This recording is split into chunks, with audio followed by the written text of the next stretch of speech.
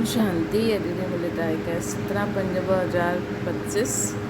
अॼु बाप दादा चवनि था, मीठे मीठे ॿार पंहिंजे पाण खे ॾिसो, मां फूल ठाहियो आहे। देह अहंकार में अची करे कांटो त न ठहींदो आहे। बाबा आया आहिनि तव्हांखे कांटे खां फूल ठाहिणु। कृष्णा के निश्चय जे आधार ते बाप सां अटूट प्यार रही सघंदो। के निश्चय जे आधार ते बाप सां अटूट प्यार रही सघंदो। उत्तरा पहिरियों पंहिंजे खे आत्मा निश्चय करो त बाप सां प्यार रहंदो। ये बि अटूट निश्चय खपे कि निराकारी बाप हिन भगीरथ ते विराजमान आहे। उहा असां इन्हनि द्वारा पढ़ाइनि था।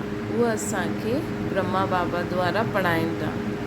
जॾहिं इहे निश्चय टुटंदो आहे त प्यार कम थी वेंदो।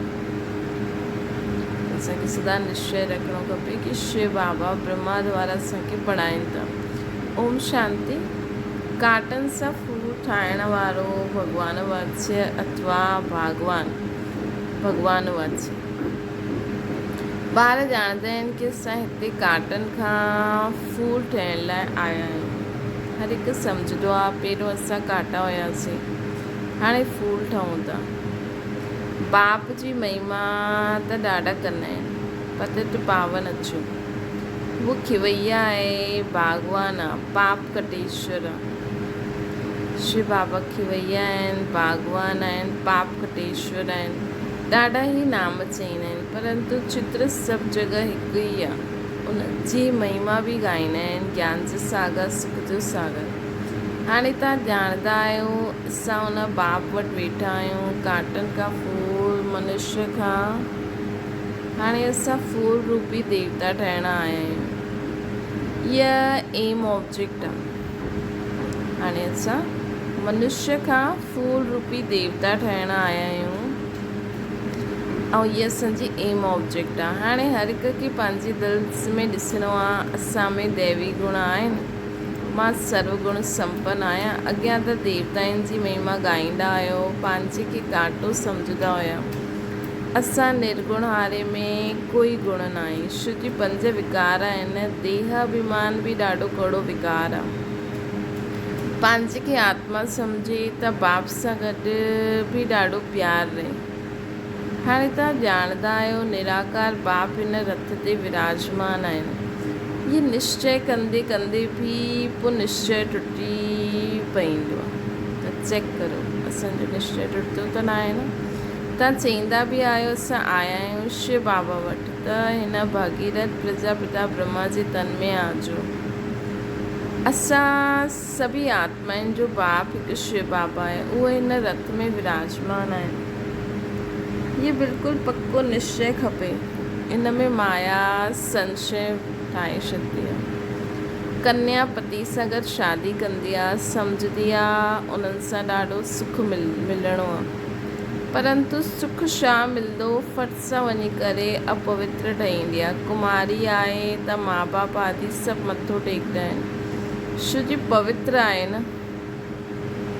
अपवित्र ठही ऐं सभिनि जे अॻियां मथो टेकणु शुरू करे छॾियईं। अॼु सभु उन जे अॻियां मथो टेकंदा आहिनि। कल्ह ख़ुदि वञी मथो टेकंदी आहे। हाणे तव्हां ॿार संगम ते पुरुषोत्तम ठहिया आहियो। कल्ह किथे हूंदव? अॼु इहा घर घाट छा आहे? केतिरो गंद लॻो पियो आहे न। हिनखे चइबो आहे वैशाल्य। हिनखे चइबो आहे वैशाल्य। सभु विख सां पैदा थींदा आहिनि। तव्हां ई शिवालय में हुयो अॼु खां 5000 वर्ष पहिरियों। तव्हां ॾाढा सुखी हुयो, दुख जो नाम निशान न हुयो। हाणे पोइ अहिड़ो ठहिण लाइ आया आहियो न। मनुष्य खे शिवालय जो पतो ई न आहे। स्वर्ग खे चइबो आहे शिवालय। शिव बाबा स्वर्ग जी स्थापना कई अथई न। शिव बाबा ई स्वर्ग जी स्थापना कई अथई। बाबा त सभी चईंदा आहिनि, परंतु पुछो फादर किथे आहे त चई ॾींदा आहिनि सर्वव्यापी आहिनि। कुता ॿिली कच्छ मच्छ में चई ॾींदा आहिनि त केतिरो फ़र्क़ु थी वियो। बाबा चईंदा आहिनि तव्हां पुरुषोत्तम हुयो, पोइ 84 जन्म भोगे करे हाणे तव्हां छा ठही विया आहियो, है न। असां छा ठही वियासीं, किथे बाबा असांखे स्वर्ग जी स्थापना करे स्वर्ग में मोकिलियो हुई, ऐं असां भॻवान खे किथे किथे चई छॾियो असां 84 जन्म भोगे छा ठही विया आहियूं। भॻवान खे कुते ॿुली में चईंदे थींदे मनुष्य जी सीरत ई जानवर जहिड़ी थी वई आहे। नरकवासी ठहिया आहियो, इन करे सभु ॻाईंदा आहिनि हे पतित पावन अचो। हाणे बाबा पावन ठाहिण आया आहिनि, चईंदा आहिनि इहा अंतिम जन्म विख पीअण छॾो, इहा अंतिम जन्म हाणे विख पीअण छॾो। पोइ बि सम्झंदा न आहिनि, सभी आत्माउनि जो बाप हाणे चईंदा आहिनि की ॿार हाणे पवित्र ठहो। सभु चईंदा बि आहिनि बाबा, पहिरियों आत्मा खे उहो बाबा यादि ईंदो, पोइ इहो बाबा ब्रह्मा बाबा, निराकार में शिव बाबा यादि ईंदो, पोइ साकार में ब्रह्मा बाबा। सुप्रीम आत्मा हिन पतित आत्माउनि खे वेही सम्झाईंदी आहे, तव्हां बि पहिरियों पवित्र हुयो, बाप सां गॾु परमधाम में रहंदा हुयो, पोइ तव्हां हिते आया आहियो पाठ वॼाइण, हिन चकर खे सुठी रीति सम्झी वठो। हाणे असां सतयुग में नई दुनिया में वञण वारा आहियूं। तव्हांजी आश बि आहे न की असां स्वर्ग में वञूं, असांजी आश बि आहे की असां स्वर्ग में वञूं। चेक करो, तव्हांजी आश आहे की तव्हां स्वर्ग में वञो।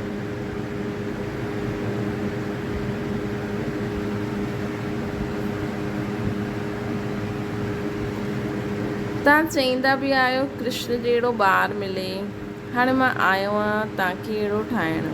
हुते ॿार हूंदा ई आहिनि कृष्ण जहिड़ा सतो प्रधान फूल।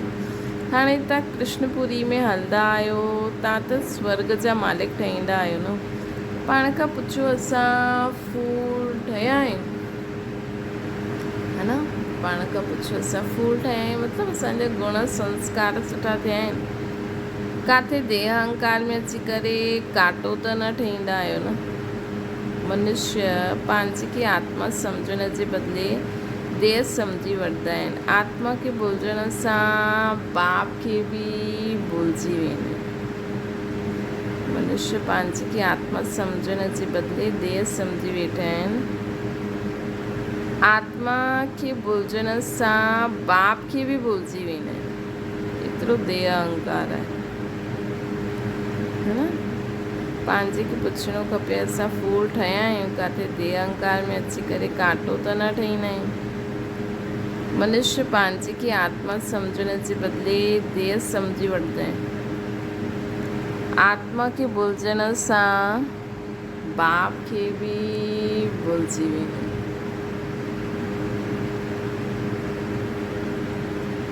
बाप खे बाप द्वारा ई ॼाणण सां बाप जो वरसो मिलंदो आहे। बेहद जे बाप सां वरसो त सभिनि खे मिलंदो आहे, हिकु बि न रहंदो आहे जंहिंखे वरसो न मिले। बाबा ई अची करे सभिनि खे पावन ठाहींदा आहिनि, निर्वाण धाम में वठी वञंदा आहिनि। उहो त चई ॾींदा आहिनि ज्योति जोत में समायो, ब्रह्म में लीन थी वियो। ज्ञान त कुझु बि न आहे न। ज्योति जोत में समाइजियो, ब्रह्म में लीन थी वियो। ज्ञान त कुझु बि न आहे। तव्हां ॼाणंदा आहियो असां कंहिं वटि आया आहियूं। इहो कोई मनुष्य जो सत्संग न आहे, इहो कोई मनुष्यनि जो सत्संग न आहे। इहो आहे आत्माउनि ऐं परमात्मा जो सत्संग।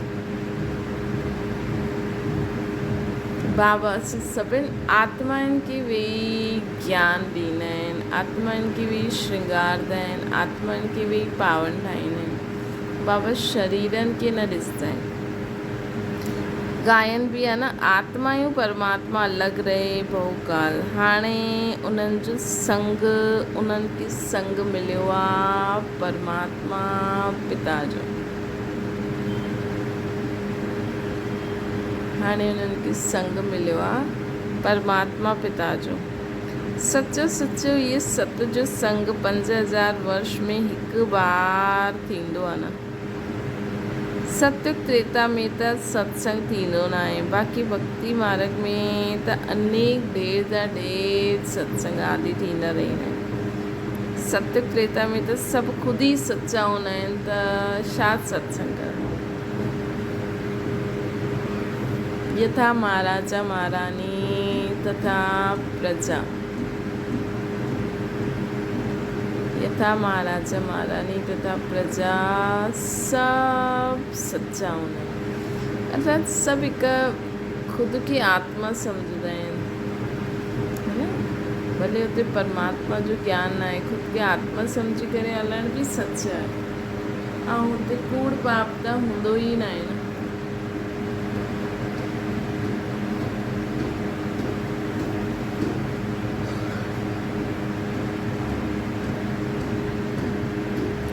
बाबा चवनि था बाक़ी भक्ति मार्ग में त अनेक ढेर जा ढेर सत्संग आहिनि। हाणे वास्तव में सत्य त हिकु बाप आहे न। हाणे त उन्हनि जे संग में वेठा आहियूं, बाबा जे संग में। ये बि स्मृति रहे असां गॉडली स्टूडेंट आहियूं, भॻवानु असांखे पढ़ाईंदा आहिनि, त ओहो असांजो भाग्य, ओहो असांजो सौभाग्य कि भॻवानु असांखे ब्रह्मातन में अची करे पढ़ाईंदा आहिनि।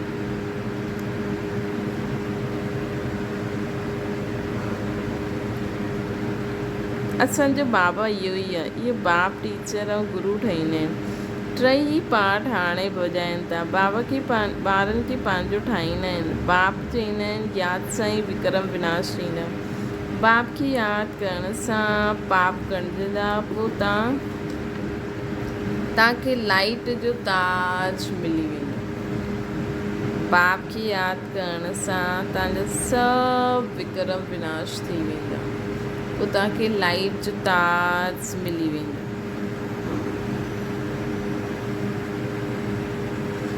है न।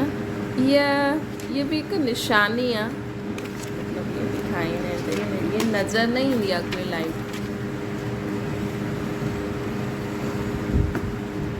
लाइट इहे नज़र न ईंदी आहे, पर इहे हिकु निशानी ॾेई थी अथनि।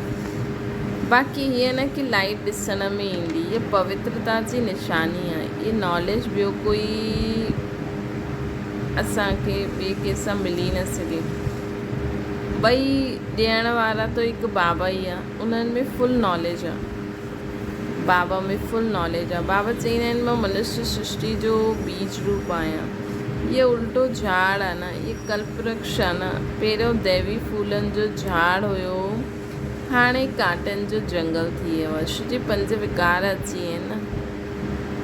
पहिरियों मुख्य देह अभिमान, हुते देह अभिमान न रहंदो आहे। एतिरा सम्झंदा आहिनि असां आत्मा ई आहियूं, बाक़ी परमात्मा बाप खे न ॼाणंदा आहिनि। सतयुग में असां आत्मा ई आहियूं, बसि ॿियो कोई नॉलेज उते न रहंदी आहे। सर्प जो मिसाल आहे न, उहो बि आत्मा आहियूं, उहो ज्ञान छो रहंदो, छो जी असांखे शरीर छॾण में दुख न थिए, शरीर छॾण में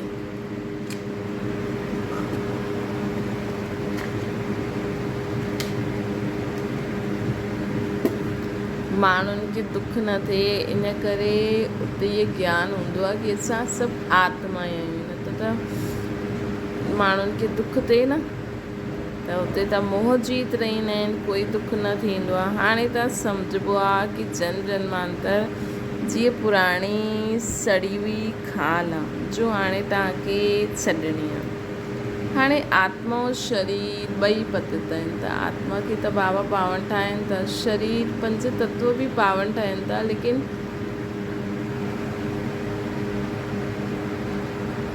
चइण में त ईंदो न, ये शरीर पतित आहे, त हिनखे पावन ठाहिणो आहे। त बाबा असांखे चवनि था कि हाणे आत्मा पवित्र थी वेंदी, त पोइ इहो शरीर छुटिजी वेंदो। जॾहिं असांजी आत्मा प्योर थी वेंदी त इहो शरीर छुटिजी वेंदो, पोइ असां आत्मा पवित्र आत्मा आत्मायूं सभु भॼी वेंदियूं मथे, है न। असां सभिनि आत्माउनि खे बाबा पावन ठाहे पाण सां गॾु अशरीरी स्थिति में सभिनि खे वापसि वठी हलंदा पंहिंजे घर। पहिरियों बाबा छा कंदा, आत्माऊं, हाणे बाबा ॿारनि खे आत्माउनि खे ज्ञान थो ॾिए, जेकी आत्मा बाबा जे ज्ञान खे सम्झी करे जीवन में धारण करे पंहिंजे स्वभाव संस्कार पंहिंजे आदतनि खे बदिले थी।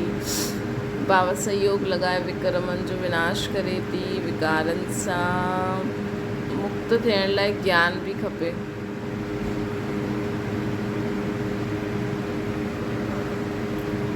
त बाबा जंहिंखे चवनि था त उहे सभु पावन थींदा आहिनि। जेकी आत्माऊं ख़ुदि पावन थियनि थियूं उहे त बिना सजाए खाए बाबा सां गॾु वेंदियूं। जेकी आत्माऊं ख़ुदि पावन न थियूं थियनि त उहे अंत में सजायूं खाई करे पावन ठही करे सभी आत्माऊं पंहिंजे पंहिंजे घर हली वेंदियूं, है न। सभी आत्माऊं त इहे तव्हांखे पावन त सभिनि खे ई ठहिणो आहे, लेकिन कंहिंखे सजा खाई ठहिणो आहे या कंहिंखे पंहिंजे पाण ई ठहिणो आहे, इहा हर आत्मा जे मथां बाबा ड्यूटी ॾेई छॾी अथई। जेके जो मर्ज़ी बाबा त अची करे ज्ञान ॾियनि था की हाणे वापसि हलणो आहे त जल्दी जल्दी पावन थियो। हाणे आत्माऊं केतिरो जल्दी पंहिंजे पाण खे पावन ठाहे करे रेडी थियनि थियूं, इहे त हुननि आत्माउनि जे मथां ई आहे न, है न। लेकिन जॾहिं बाबा चई न पूरी सतयुग जी पूरी राजधानी स्थापना थी वेंदी, सभिनि खे संदेश मिली वेंदो, मथां खां बि सभु आत्माऊं अची वेंदी। ॾिसो कहिड़ो उहो सेकेंड की मथां खां उहा आत्मा ईंदी, हेठि पूरो संदेश पूरो थी वेंदो, सतयुग जी राजधानी पूरी थी वेंदी ऐं बाबा ऐं असां मथे हली वेंदो। आत्माऊं सभु भॼंदियूं। ये ज्ञान तव्हांखे हाणे आहे न, ये नाटक पूरो थींदो आहे। हाणे असांखे बाप वटि वञिणो आहे, इन करे शरीर खे यादि, घर खे यादि करिणो आहे सभु। हाणे असांखे बाप वटि वञिणो आहे, इन करे असांखे पंहिंजे घर खे यादि करिणो आहे, हिन देह खे छॾे ॾियणो आहे। शरीर ख़तमु थी वियो त दुनिया ख़तमु थी वई, पोइ नए घर में ईंदासीं।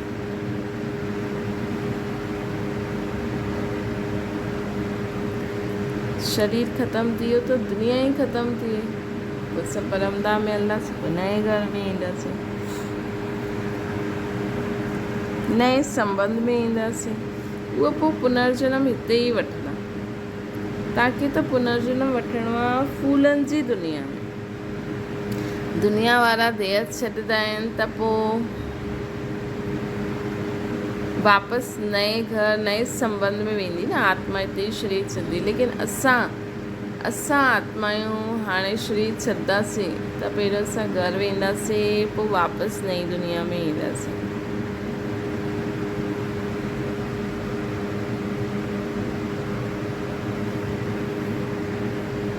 लेकिन जो एडवांस पार्टी में वञे थी, एडवांस पार्टी में जो आत्मा वञनि थी उहे बि ॾिसो हिकु रीति सां शरीर छॾंदियूं त बाप दादा जी गोद में ईंदियूं। परमधाम में बि बाबा उन्हनि खे, उहो त बाबा ई ॼाणनि। लेकिन उन खां पोइ बि जॾहिं उहे हिन दुनिया में ईंदियूं त संगम ते ईंदियूं न, हुननि जो कलयुगी वांगुरु जीवन न हूंदो।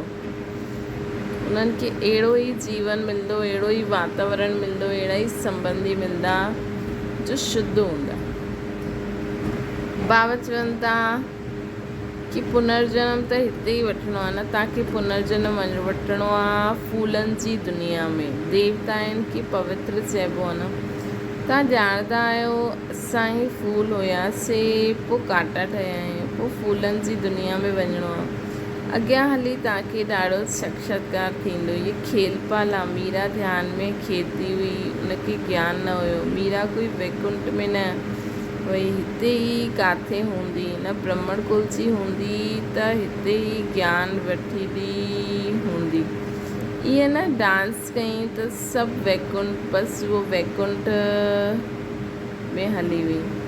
ईअं त ॾाढा डांस कंदा आहिनि, ध्यान में वञी करे ॾिसी करे ईंदा आहिनि, पोइ विकारी थी वेंदा आहिनि न। कॾहिं कॾहिं बाबा जा ॿार ध्यान में वेंदा आहिनि, ॾाढो कुझु थी वेंदा आहिनि, पोइ हेठि अची हिकारी थी वेंदा आहिनि। घायल बि आहे न, चढ़े त चाके वैकुंठ रस, किरे त चकनाचूर। बाबा बीती ॾींदा आहिनि, तव्हां वैकुंठ जा मालिक ठही सघंदा आहियो अगरि ज्ञान योग सिखंदा त।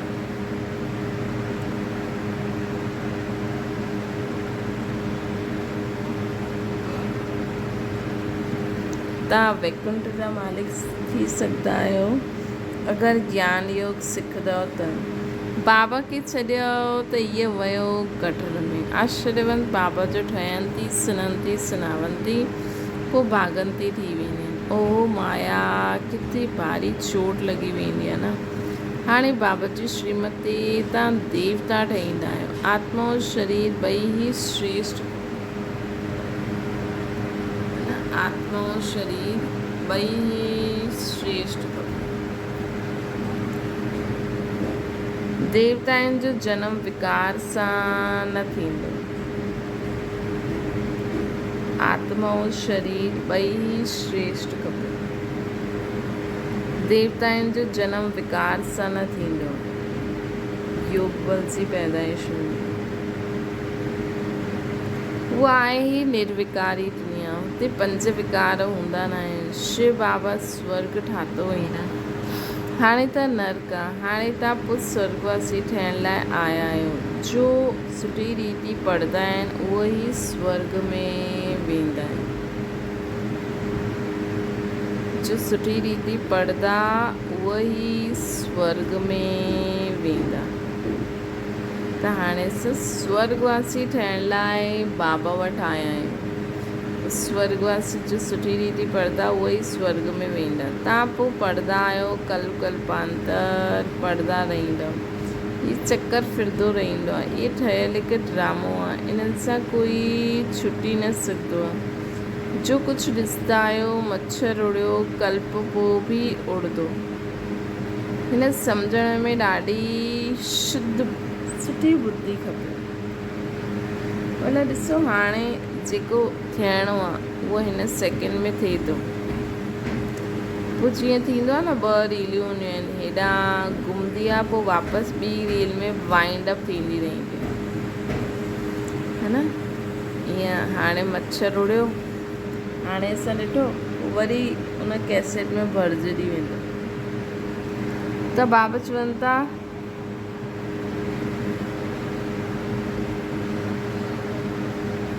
मच्छर उड़ियो, पोइ वापसि कल्प पोइ उड़ंदो। इहे सम्झण जी ॾाढी सुठी बुद्धि आहे। इहा शूटिंग थींदी रहंदी आहे। इहे कर्म क्षेत्र आहे। हिते परमात्मा, हिते असां आत्मा आहियूं ऐं परमात्मा बाबा परम धाम खां आया आहिनि पाठ ॿुधाइण।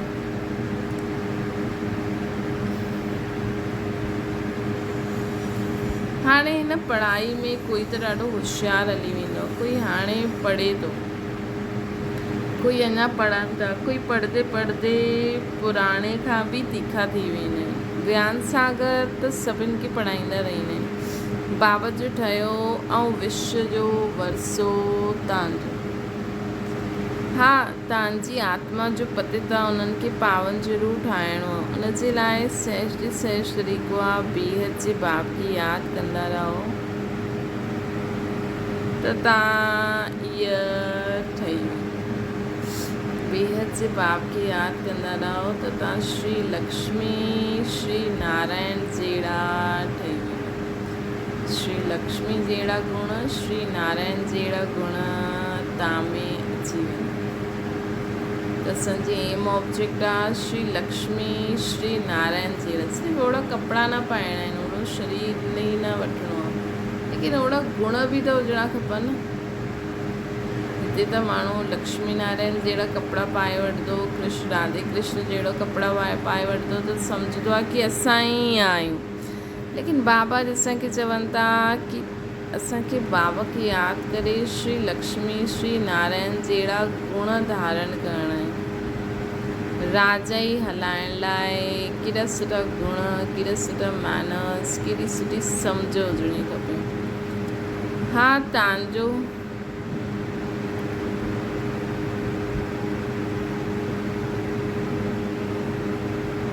बाबा बाप जो ठहिया आहियो विश्व जो वरसो तव्हांजो।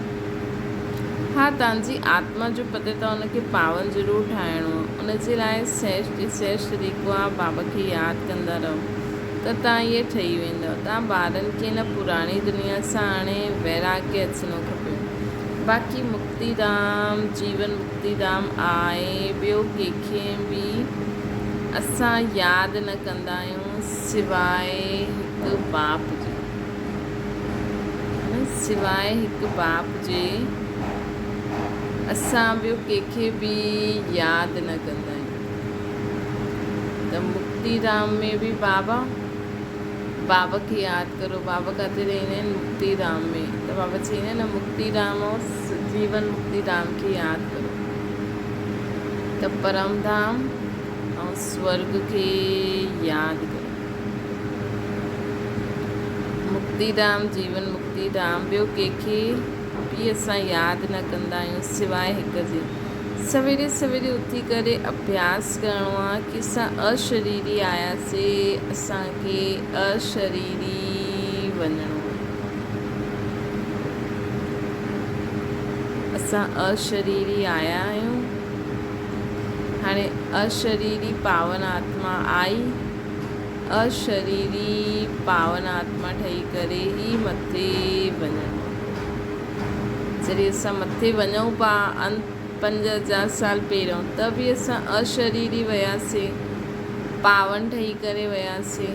पोइ वापसि जॾहिं हेठि आयासीं त बि असां अशरीरी आयासीं, पावन आत्मा आई। त ईअं ई बाबा चवनि था कि हाणे असांखे अशरीरी आयासीं, अशरीरी वेंदासीं।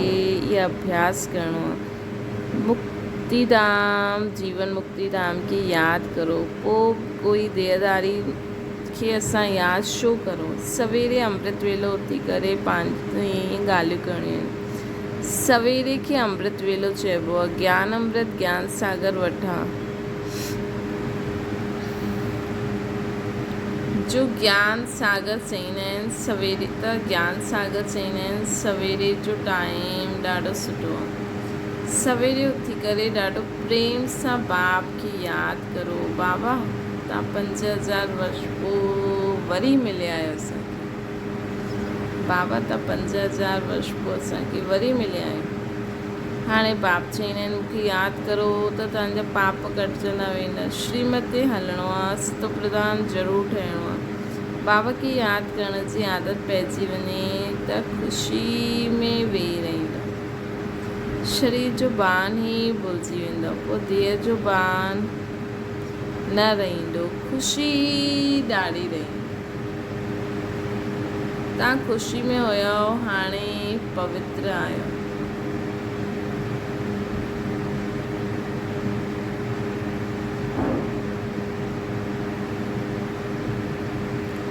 तव्हांजी बुद्धि में इहो सॼो ज्ञान रहणो खपे। पहिरियों जो ईंदा आहिनि ज़रूरु 84 जन्म वठंदा आहिनि, पोइ चंद्रवंशी कुझु घटि, इस्लामी उन्हनि खां घटि। नंबरवार झाड़ जी वृद्धि थींदी रहंदी आहे न, नंबरवार झाड़ जी वृद्धि थींदी थी वञे।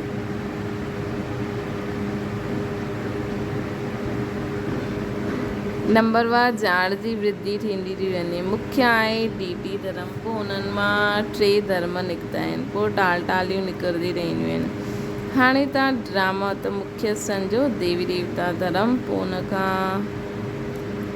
उन्हनि सां ई 3 धर्म निकिता आहिनि, पोइ टालियूं निकिरंदियूं आहिनि। हाणे तव्हां ड्रामा खे ॼाणंदा आहियो। इहो ड्रामो जूं मिसल ॾाढो धीरे धीरे फिरंदो ई रहंदो आहे। सेकेंड बाय सेकेंड टिक टिक हलंदी ई रहंदी आहे। इन करे ॻाइणु आहे सेकेंड में जीवन मुक्ति। आत्मा पंहिंजे बाप खे यादि कंदी आहे। आत्मा पंहिंजे बाप खे यादि कंदी आहे। बाबा असां तव्हांजा ॿार आहियूं, असां त स्वर्ग में हुजणा खपूं न, पोइ नर्क में छो आहियूं? बाबा त स्वर्ग जी स्थापना करण वारो आहे, पोइ नर्क में छो असां आहियूं? भॻवान जा ॿार आहियूं त असां हिते छो आहियूं? बाबा सम्झाईंदा आहिनि तव्हां स्वर्ग में हुयो, 84 जन्म वठंदे वठंदे सभु भुलिजी थी वियो। हाणे वरी मुंहिंजी मथे हलो, बाप खे यादि करो त विक्रम विनाश थी वेंदा। शिव जी आत्मा में खाद पइजल आहे न, शिव जी आत्मा में खाद पइजल आहे।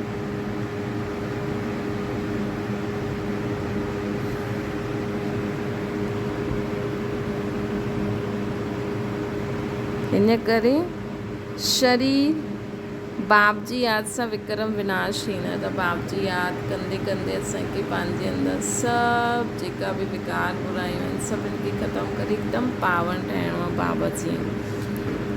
शरीर आत्मा जो जेवर आहे। आत्मा पवित्र त शरीर बि पवित्र मिलंदो। हाणे असांजी आत्मा पावन थिए थी जेसिताईं असां हिन पतित शरीर में वेठा आहियूं, पोइ आत्मा पावन थी वेंदी त मथे हली वेंदी बाबा सां गॾु। पोइ वापसि हेठि ईंदी त उनखे पवित्र शरीर रूपी जेवर मिलंदो। त बाबा असांखे चवनि था कि असांखे असां आत्मायूं पावन थी वेंदासीं। पोइ पावन थियण खां पोइ असां बाबा सां गॾु मथे हली हलंदासीं। पोइ वापसि हेठि ईंदासीं त असांखे पावन शरीर मिलंदो। शरीर आत्मा जो जेवर आहे। शरीर आत्मा जो जेवर आहे। आत्मा पवित्र त शरीर बि पवित्र मिलंदो। तव्हां ॼाणंदा आहियो स्वर्ग में हुयासीं, हाणे बाबा आया आहिनि त बाप सां पूरो वरसो वठिणो खपे। 5 विकारनि खे छॾिणो आहे न, बाप सां पूरो वरसो वठिणो आहे असांखे। 5 विकारनि खे छॾिणो आहे, देह अभिमान छॾिणो आहे। कामकाज कंदे हुए बाप खे यादि कंदा रहो। आत्मा पंहिंजे माशूक खे अधु कलाक खां यादि कंदी आई आहे न। हाणे उहो माशूक आया आहिनि, चईंदा आहिनि तव्हां कमु कंदे हुए तव्हां काम चिता ते वेही कारा थी विया आहियो। हाणे मां तव्हांखे ज्ञान चिता ते विहारे करे सुंदर गोरो थो ठाहियां। उनजे लाइ ये योग अग्नि आहे। बाबा खे यादि करो। ज्ञान खे चिता न चईंदासीं, योग जी चिता आहे। यादि जी चिता ते वेहण सां विक्रम विनाश थी वेंदा। ज्ञान खे त नॉलेज चइबो आहे न। बाप तव्हांखे सृष्टि जे आदि मध्य अंत जो ज्ञान ॿुधाईंदा आहिनि। उच ते उच बाप आहे, पोइ ब्रह्मा विष्णु शंकर, पोइ सूर्यवंशी चंद्रवंशी, पोइ ॿिया धर्मनि जा बाई प्लाट्स आहिनि। पहिरियों बाबा, पोइ ब्रह्मा विष्णु शंकर, पोइ सूर्यवंशी चंद्रवंशी, पोइ ॿिया धर्म आहिनि बाई प्लाट्स। झाड़ केतिरो वॾो थी वेंदो आहे न।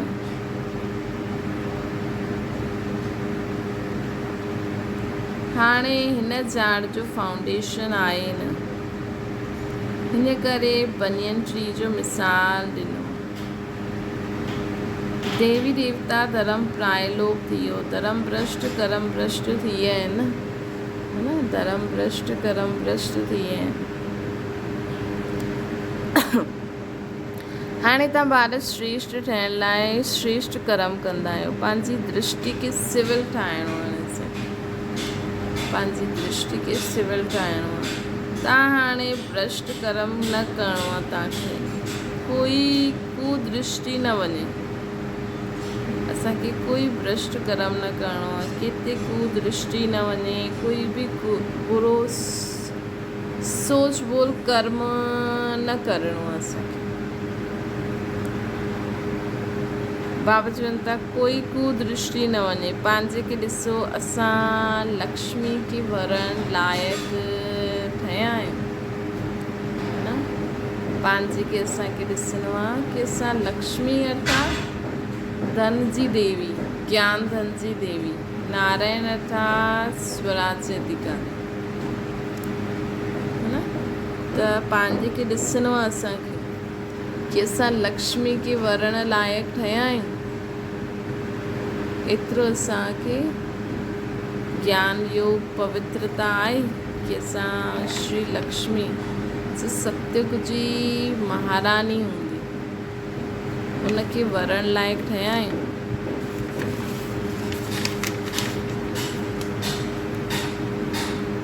असां पंहिंजे खे आत्मा सम्झी बाप खे यादि कंदा आहियूं। रोज़ पोता में ॾिसो असां सॼे ॾींहं में देह अभिमान में अची करे कोई विक्रम त न कयो, न त 100 गुणा थी वेंदो।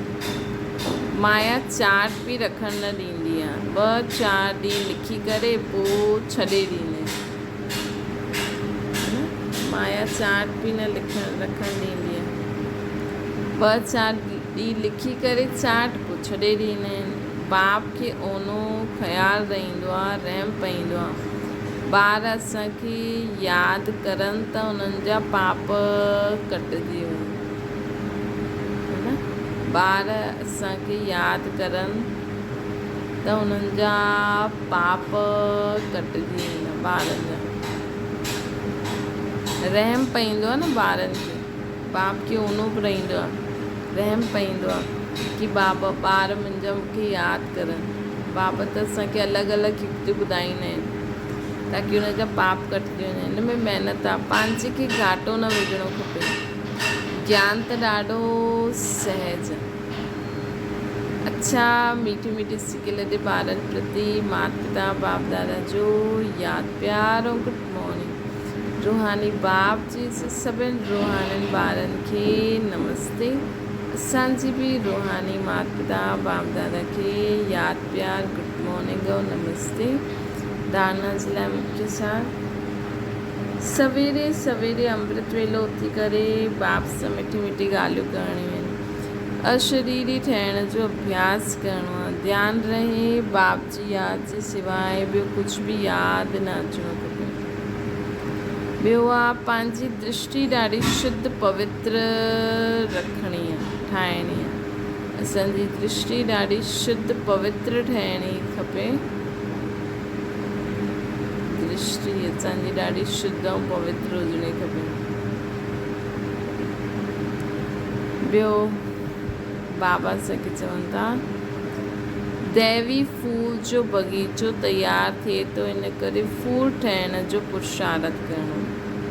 पंहिंजी दृष्टि ॾाढी पवित्र ठाहिणी आहे। असांखे सभु आत्मायूं भाव आहिनि। दैवी फूलनि जो बगीचो तयारु थिए थो, इन करे फूल ठहिण जो पुरुषार्थ कंदा आहिनि। वरदाना पंहिंजी पावरफुल सिद्धि द्वारा मनसा सेवा जो सर्टिफिकेट प्राप्त करण वारा स्व अभ्यासी ठहो। विश्व खे लाइट माइट जो वरदान ॾियण लाइ अमृत वेलो यादि जे स्व अभ्यास द्वारा पावरफुल वायुमंडल ठाहियो। तॾहिं मनसा सेवा जो सर्टिफिकेट प्राप्त थी। लास्ट समय में मनसा द्वारा ही नज़र सां निहाल करण जी पंहिंजी वृत्ति द्वारा पंहिंजी वृत्तियुनि खे बदिलण जी सेवा करणी आहे। पंहिंजी श्रेष्ठ स्मृति सां सभिनि खे समृद्ध ठाहिणो। असांजी स्मृति एॾी पक्की हुजणी खपे कि असां सभु आत्मायूं परमात्मा जा ॿार आहियूं। जॾहिं असांजी पक्की हूंदी त असां ॿियनि खे बि समृद्ध ठाहे सघंदासीं। जॾहिं अहिड़ो लाइट माइट ॾियण जो अभ्यास हूंदो तॾहिं निर्विघ्न वायुमंडल ठहींदो ऐं उहो किलो मज़बूत थींदो वेंदो कि सभु आत्मायूं परमात्मा जा ॿार आहियूं। जॾहिं अहिड़ी लाइट माइट ॾियण जो अभ्यास थी वेंदो तॾहिं निर्विघ्न वायुमंडल ठही वेंदो ऐं असां ये किलो मजबूत थींदो न। पंहिंजी श्रेष्ठ स्मृति सां सभिनि खे समृद्ध ठाहिणो, असांखे शक्तिशाली ठाहिणो।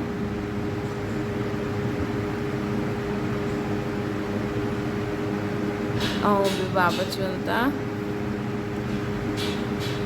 तॾहिं पोइ लाइट माइट ॾियण जो अभ्यास हूंदो त निर्विघ्न वायुमंडल ठहींदो, किलो मज़बूत थींदो असां आत्माउनि जो न। बाबा खे पंहिंजो किलो मज़बूत करिणो आहे। जेकी बि निमित आत्मायूं आहिनि न उन्हनि खे हाणे कॾहिं बि कंहिं ॻाल्हि में फसणो न आहे। सदा बाबा ऐं मां, त उहो सदा बाबा ऐं मां जी यादि में इन स्थिति में सिधी रहंदा, तॾहिं त किथां बि कोई बि शोर शराबो आयो, कुझु बि थियो, लेकिन उन्हनि जो बाबा हुआ त उन्हनि द्वारा उहो लाइट वाइट पूरे विश्व में फैलंदी ऐं सभी आत्माउनि खे पंहिंजे दुख अशांति सां मुक्त थियण जो जे लाइ शक्ति मिलंदी ऐं बाबा सभिनि खे साथ वठी वेंदा।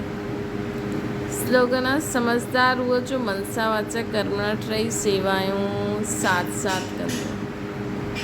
असांजी टई सेवायूं साथ साथ थियनि थियूं। मनसा में शुद्ध संकल्प, वाचा में बाबा जो ज्ञान ऐं कर्मणा गुणनि जो दान।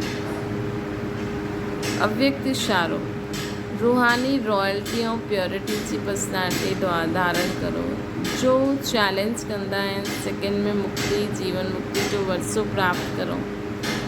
उन्हनि खे प्रैक्टिकल में लाइण लाइ स्व परिवर्तन जी गति सेकेंड ताईं पहुची आहे।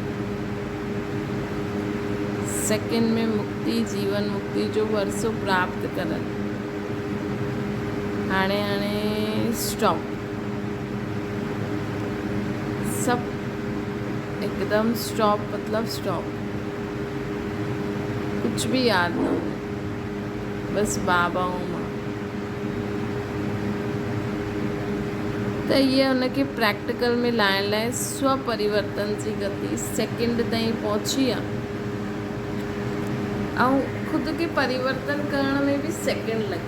ईअं न हाणे असां योग लॻायो, चार्ट लिखो आहे, उहो त चलो करिणो ई आहे, लेकिन हाणे पहिरियों जीअं पुरुषार्थ करण जो टाइम थोरी आहे। हाणे त सेकेंड में जिते असांखे मिस्टेक नज़र आई सेकेंड में परिवर्तन करो ऐं अॻियां हलो, है ना। स्व परिवर्तन द्वारा ॿियनि खे बि परिवर्तन कंदा हलो। अनुभव करायो कि ब्रह्म कुमार अर्थात वृत्ति, दृष्टि, कृति ऐं वाणी परिवर्तन। ब्रह्म कुमार कुमारी मतलब जंहिंजी दृष्टि, वृत्ति, वाणी, कृति परिवर्तन थी वञे।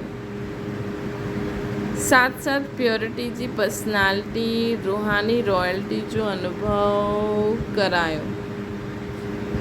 ईंदे ही मिलंदे ही असां जी पर्सनैलिटी ते ॿिया बि आकर्षित थी वञे। असांजे शरीर ते, असांजे कपिड़नि ते न, लेकिन असांजी जो प्योरिटी जी पर्सनैलिटी आहे न, रूहानी रॉयल्टी, इन ते माण्हू निछावर थी वञनि ऐं बाबा जो प्योरिटी जी पर्सनैलिटी और रॉयल्टी जो अनुभव करायो। ईंदे ही मिलंदे ही न पर्सनैलिटी जे और आकर्षित थिए। अच्छा, वैसे त बाबा चईंदा आहिनि कि असांखे ॾिसी माण्हू बाबा, असांखे ठाहिण वारे बाबा ते आकर्षण थियनि, तॾहिं चईंदासीं सफल सेवाधारी। पर चलो पहिरियों पंहिंजी रूहानी पर्सनैलिटी त ठाहियो, है न। उन्हनि ते त आकर्षित, ब्रह्म कुमारियुनि ते सां जी पर्सनैलिटी ते त आकर्षित थी विया आहिनि, लेकिन मेन काम छा करिणो आहे? ब्रह्म कुमार कुमारियुनि खे ठाहिण वारो जो शिव बाबा आहे, उन्हनि से आकर्षित कराइणो आहे। अच्छा, ओम शांति। बाबा खे यादि करो।